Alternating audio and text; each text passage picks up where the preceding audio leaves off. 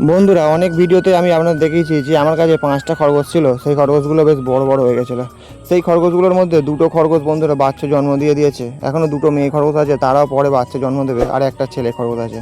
তো যে বাইরের খরগোশ দুটো দেখছে, এই খরগোশ দুটোই বাচ্চা জন্ম দিয়েছে। আর এই বাচ্চাগুলো এটা ক্যারেটের মধ্যে রাখা আছে, লাল লাল বাচ্চা। এবার এই খরগোশের বাচ্চাগুলোকে সব দুধ খাওয়ানো হবে, সেই জন্যই আমি নিয়ে চলে এসেছি। মা একটা ধাড়ি খরগোশকে কোলে শুয়ে রেখেছে, আর বাচ্চা খরগোশ একটা একটা করে নিয়ে ওই ধাড়ি খরগোশটার কোলে ছেড়ে দেওয়া হচ্ছে। আর তারা অটোমেটিক দুধ খেয়ে নিচ্ছে। তো বন্ধুরা, তোমরা জানবে না হয়তো যে কটা খরগোশ আমার এখানে জন্ম হয়েছে। প্রথমে এই যে লাল কপালে সিঁদুর পরানো এই খরগোশটা মোট প্রথমে 4টে বাচ্চা জন্ম দিয়েছিল। আর যে ধাড়ি খরগোশটা এখনও মায়ের কোলে আছে, ওই খরগোশটা 7টা বাচ্চা জন্ম দিয়েছিল। মোট দুটো খরগোশ মিলিয়ে 11খানা বাচ্চা জন্ম দিয়েছে।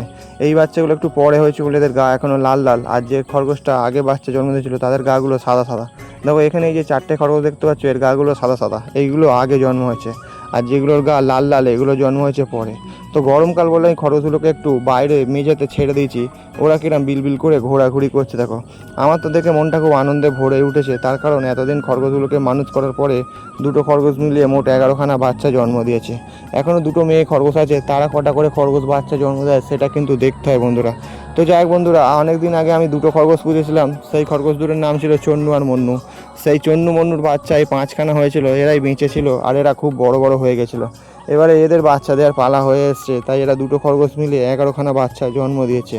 এখনও দুটো ফিমেল খরগোশ আছে, তারা কটা করে বাচ্চা জন্ম দেয় সেটাই দেখার বিষয়। তো বন্ধুরা, যেসব নতুন ব্যক্তিরা আজকের আমার এই ভিডিওটি দেখছো, তারা কিন্তু আমার চ্যানেলটিকে সাবস্ক্রাইব করে নিতে পারো। তাহলে তোমরা কিন্তু নতুন নতুন রঙিন মাছের ভিডিও দেখতে পারবে।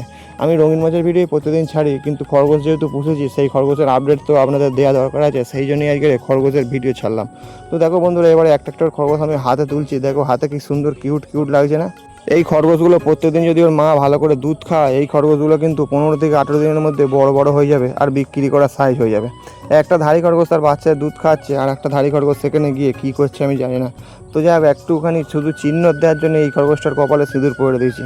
তাহলে জানতে পারবো কোন খরগোশের বাচ্চা আগে হয়েছে, কোন খরগোশের বাচ্চা পরে হয়েছে। আর এই দেখুন লাল লাল বাচ্চা, এখনও চোখও ফোটেনি, তারা বেয়ে বেয়ে কত দিকে চলে যাচ্ছে। এরা যদি এখনই এরম করে দেখতে তাহলে পেলে, তখন তোমরা চারদিকময় দৌড়দৌড়ি করবে। আর খরগোশের মায়েদের জন্য প্রোটিন ওষুধ নিয়ে এসেছি। এটা হলো ক্যালসিকন। এটা খাওয়ালে ভালো করে মাগুলোর দুধ হবে আর পুষ্টি বাড়বে। তাছাড়া আর একটা ওষুধ নিয়ে এসেছি, সেই ওষুধটা দেখাবো। এই ওষুধগুলো আমি একজনের থেকে জিজ্ঞেস করে তবে জেনেছি। এই ওষুধের নাম হলো রিকোভিট। এই দুটো ওষুধ একসঙ্গে আমি ভাতের সাথে অথবা আলু সেদ্ধ, খোলা সেদ্ধর সাথে মিশিয়ে দিয়ে তার মধ্যে একটু কুঁড়ো অল্প একটু ম্যাশ দিয়ে খাওয়ালে এই প্রোটিনটা কাজে লাগবে অনেক খরগোশগুলো। তো যাই হোক, সেই খরগোশটা ভালো করে মুখটা পরিষ্কার করে নিচ্ছে। আর এদিকে লাল লাল খরগোশগুলো দেখো ক্যারেটের মধ্যে কাপড়ের তলায় এসে ঢুকে পড়ছে। আর ওরা এতটাই ছোটো আর কিউট, শুধু উল্টে পড়ে যাচ্ছে। তার মধ্যে একটা খরগোশ দেখো কত দূরে বেয়ে বেয়ে চলে গেছে। তো যাই হোক বন্ধুরা, এবার প্রত্যেকটা খরগোশকে খাইয়ে তারপর আবার ঘরের মধ্যে রেখে দেওয়া হবে। তো আজকের ভিডিও এই পর্যন্তই। আবার দেখাচ্ছে আগামীকাল অন্য কোনো ভিডিও।